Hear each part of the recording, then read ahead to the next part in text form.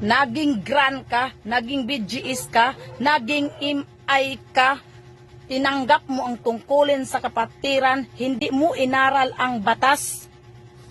Wala kang alam kung paano mo gampanan ang iyong tungkulin sa kapatiran, kaya ngayon, lahat ng nasasakupan mo, walang alam.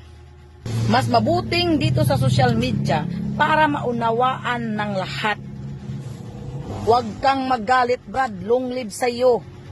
Disclaimer ito. Keep and preserve the good name of Alpha Kaparo. Kahit mali, kapatid, pinapanigan mo. Huwag kang papanig sa mali, kapatid.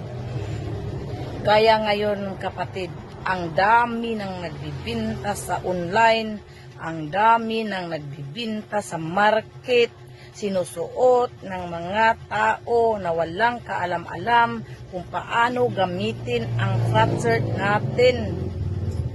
Alam natin yan, kapatid. Suotin natin ang ating flat shirt kung saan man tayo pumunta para makilala tayo sa kapwa natin akro. Ikaw nga, Brad and sis, mataas ang standard mo sa pagtingin mo sa iyong sarili, kaya hindi ka lumapit kapag nakakakita ka ng naka-flat shirt. Lalong-lalo na mababa ang tingin mo sa kanya. Ibahin mo ako, kapatid, dahil lahat ng nakikita ko, mahirap man o mayaman, lalapitan ko yan dahil sinuot niya ang ating flat shirt. Ibig sabihin noon, gusto siyang makilala sa karamihan. Kapatid, hindi yun sita.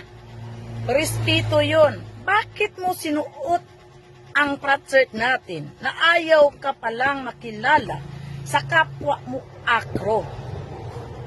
Kasi ikaw, Brad, wala ka kasing alam. Wala kang alam at lalong walang alam ang nag-orient sa'yo. Kapatid, ang mali dito sa video ko, Brad, para ating itama. Huwag kang papanig sa mali, kapatid. Nakakapanghinayang, kapatid, na sa inyo nagmula ang mali, na kayo dapat ang gumawa ng tama at gampanan ng tama ang chapter nyo upang ang lahat ng mga brad natin naintindihan nila kung ano ang kanilang fraternity. Alisin mo yung pride mo, kapatid. Tinitingnan mo lang kasi yung standard mo sa buhay. Huwag kang ganun pagdating sa kapatiran natin. Walang silbi ang kapatiran, kapatid, kung pairalin mo yung standard mo sa buhay. Paano namin maintindihan?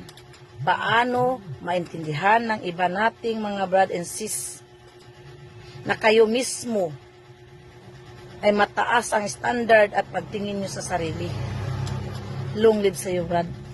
Long live sa iyo, sis.